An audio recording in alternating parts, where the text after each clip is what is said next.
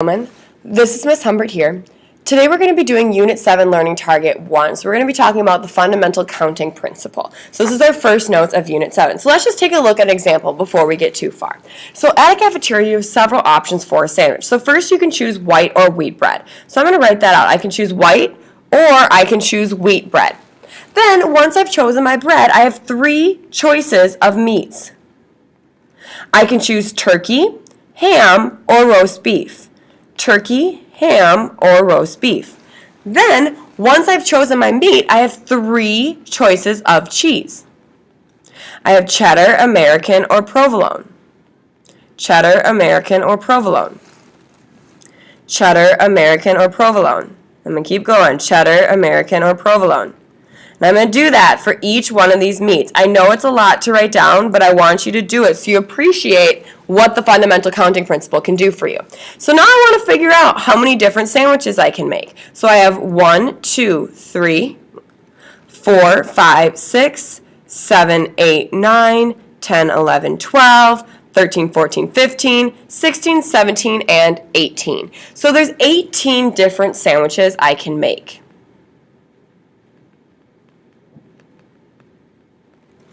Now that was a lot of work. There's got to be a way that we can do that mathematically, and that's what we're going to learn about. So let's take a look at this. A tree diagram is used to show the total possible number of outcomes. So that's what we just made, was a tree diagram. Okay, the sample spaces list all of the possible outcomes. So all those possible sandwiches we could have is labeled by the sample space. And an event is a collection of one or more outcomes. So cheese was an event, bread was an event. Okay, so all of those are what we kind of created in number 1. Now the fundamental counting principle ties them all together in a really slick way. So the fundamental counting principle says if one event can occur m ways and another event can occur n ways, the total number of possible ways of the two events is m times n. So let's think about our previous sandwich problem we just did. We had 2 choices for bread. Then we had 3 choices for meat and 3 choices for cheese. So we go ahead and we multiply 2 times 3 times 3, and guess what we end up getting?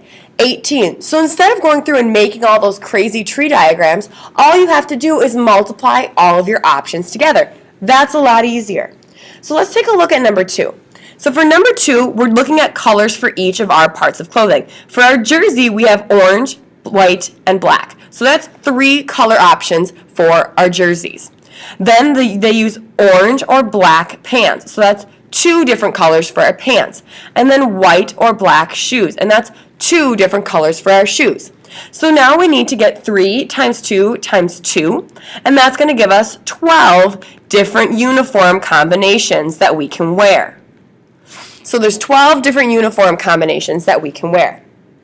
Next, let's take a look at number 3, sorry. You're picking out a new car for your 16th birthday. You have a choice between 7 exterior colors, and then for the interior we have 8 choices, and then for the fabric we have 4. So all we have to do is multiply each of those numbers together. 7 times 8 times 4 gives me 224 different cars you can choose from. No wonder it takes people so long to choose out your cars, because that's a lot of them.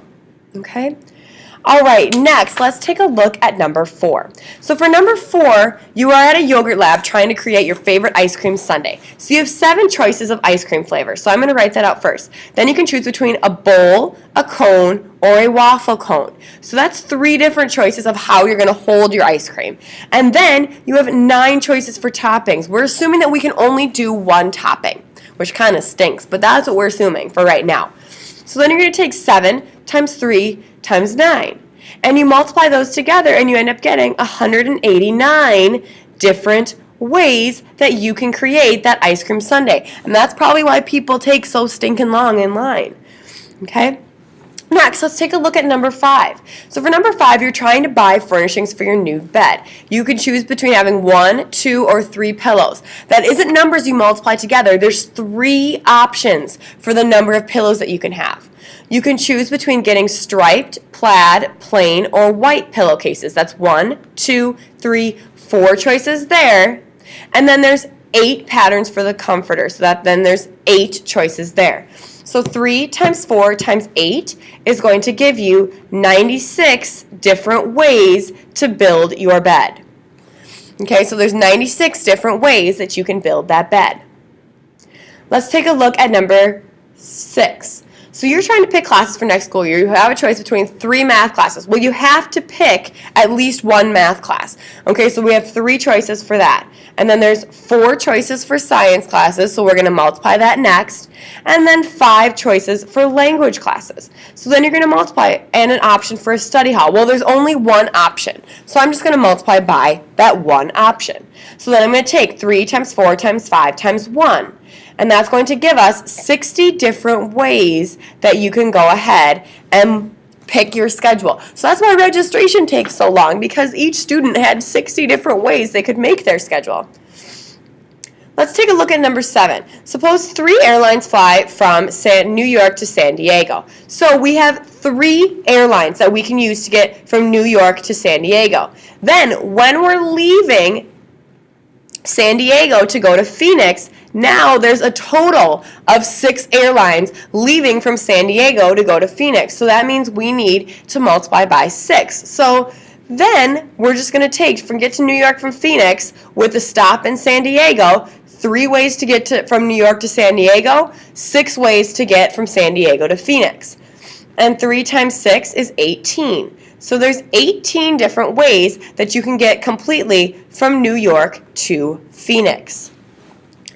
Last but not least, let's take a look at a couple of review problems that you're going to be seeing on your worksheet. So whenever you see 2 binomials being multiplied out like this, we use the box method. So x plus 3 and x minus 2. So now you're multiplying into the box. X to the first times x to the first is x squared. 3 times x is 3x. Negative 2 times x is negative 2x. Negative 2 times 3 is negative 6. So then we have x squared plus 3x minus 2x minus 6. And now you can combine your middle 2 terms. Now remember, when you add those, you don't add the exponents. So that's just going to become 1x, or you could just write x. So your final answer then is x squared plus x minus 6 for your final answer for number 8. Let's take a look at number 9. So now we want to add. So we have 2x squared plus x squared. That gives you 3x squared. Remember, when you're adding like terms, you do not add the exponents. 4x plus x is going to give me 5x. Negative 1 plus 8 is going to give me a positive 7. Biggest thing when you're doing these types of problems is that you do not add the exponents. So that concludes your note video today. Please go ahead and show me your note sheet when you're done. Thanks for listening.